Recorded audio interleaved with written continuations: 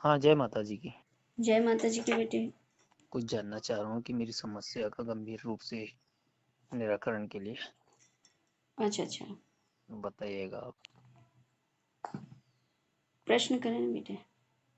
मैं बहुत परेशान हूँ ना, अच्छा अच्छा। और मेरा इतना धन डूब गया है आर्थिक कि और मार देखिए, आर्थिक, मानसिक और शारीरिक सभी हम्म रूप से आप प्रताड़ित हैं। हम्म और आज जो है कर्ज की स्थिति बन चुकी है आपके। आज भयानक कठिन हम्म परिस्थिति में आप डूब चुके हैं। हम्म सभी तरफ से आपको अंधकार ही समझ में आ रहा है कि मेरे जीवन में प्रकाश कब होगा। हम्म ऐसे भाव में आप डूब चुके हैं। हम्म और कर्ज की स्थिति भी बन गई है, धन हानि बहुत हो रही है बेटे आपको। हाँ और आपकी धन हानि के साथ साथ प्रतिष्ठा में भी हानि हो रही है। हम्म हो रही है कि नहीं? हाँ, हो रही है, सत्य है। अपनों ने ही आपको ले डूबा। ले डूबा है। जिन पे आपने अधिक भरोसा किया, उसी ने बर्बाद किया। उसी ने आपको आज बर्बाद किया। सभी तरफ से घोर अंधकार की कालकोठरी में डाल दिया। हम्म हुआ कि नहीं ऐसा? हाँ, हुआ है ना। आपके अपनों ने ही साथ नहीं दिया, दूसरों की क्या भरोसा करें। नहीं, कर ही नहीं सकता। ऐसी परिस्थिति हो गई है। तो इसका हल निकाल दीजिएगा, मेरे को निराकरण कर और दीजिएगा। चिंता तो इतनी ज्यादा हो गई है कि अब डर लगने लगा आपको घर से बाहर निकलने में भी। अब समस्या इतनी गंभीर हो गई है, अब क्या बताऊँ मैं। जीना मुश्किल है मेरे लिए। हाँ हाँ। हाँ, कभी और भी तो पॉइजन खाने की नौबत आ रही आप मुझे मत बताइए ना, आप ही बता देंगे तो फिर मैं क्या बताऊंगी है। बेटे। ठीक है। आज परिस्थिति इतनी गंभीर हो गई है कि घर के भीतर रहने में भी डर लग रहा है और घर के बाहर जाने की हिम्मत नहीं हो रही है। हम्म लेकिन मजबूरी है कि आपको निकलना ही पड़ रहा है। बस। और क्योंकि आप जीवन में आप अपने धन चला गया कोई दिक्कत नहीं, स्वास्थ्य चला जाए कोई दिक्कत हम्म नहीं, लेकिन आप तो आपके चरित्र में भी दाग आ रहा है। हाँ। आ रहा है कि नहीं? हम्म और लोग जो है वो तो है, जो नहीं है वो भी आरोप लगा रहे। हाँ।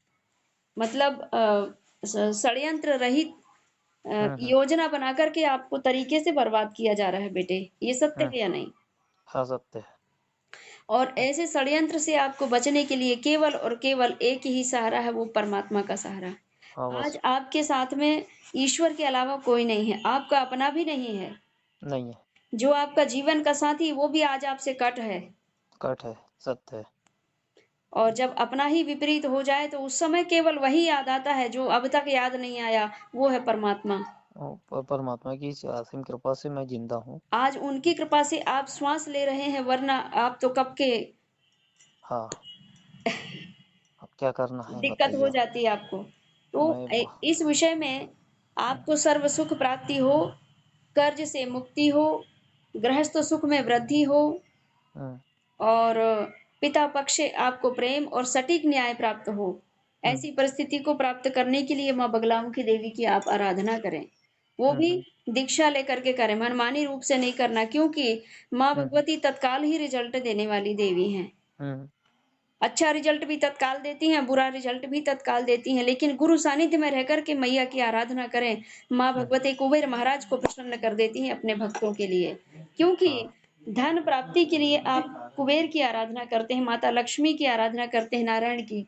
लेकिन एक बात सोचिए, जिन कुबेर को प्राप्त करने के लिए हम रात दिन भक्ति करते हैं, वो कुबेर धन कहाँ से प्राप्त करते हैं? किसकी कृपा से वो इस पूरे संसार में, पूरे विश्व में अपना धन बांट करके और यश कीर्ति वैभव प्रतिष्ठा धन्यवाद प्राप्त कर रहे हैं?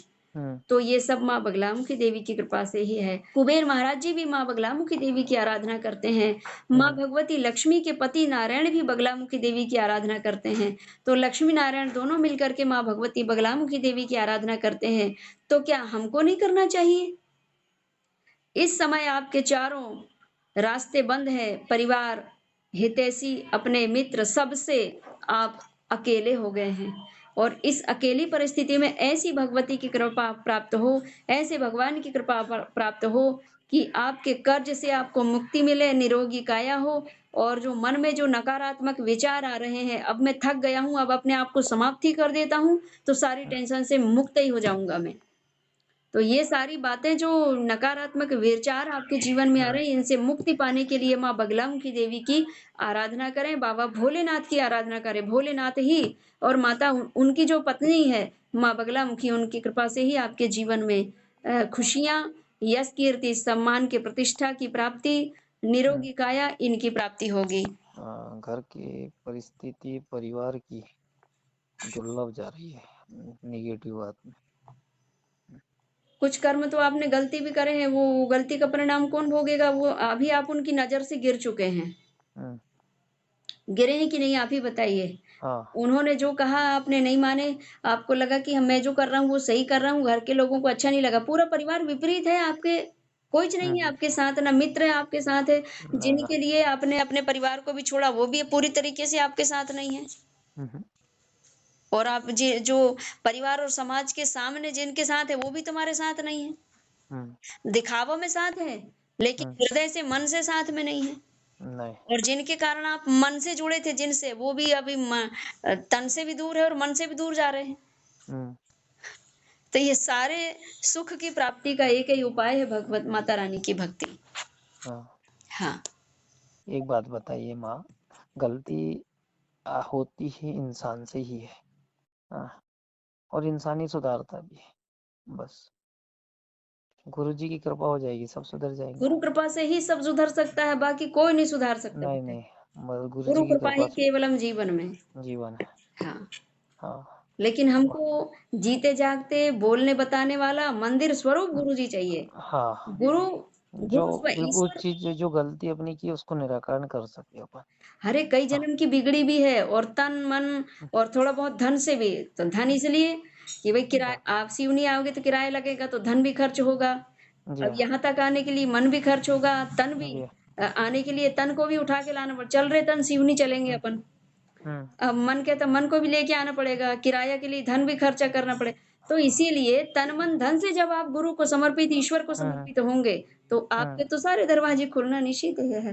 और आपका यहाँ फोन लग जाना, ये भी आपके कई जन्म जन्मांतर के पुण्य का उदय काल है, आपकी भक्ति का प्रभाव है, तभी आप फोन लगाए यहाँ पर, नहीं तो नहीं लगता। ठीक।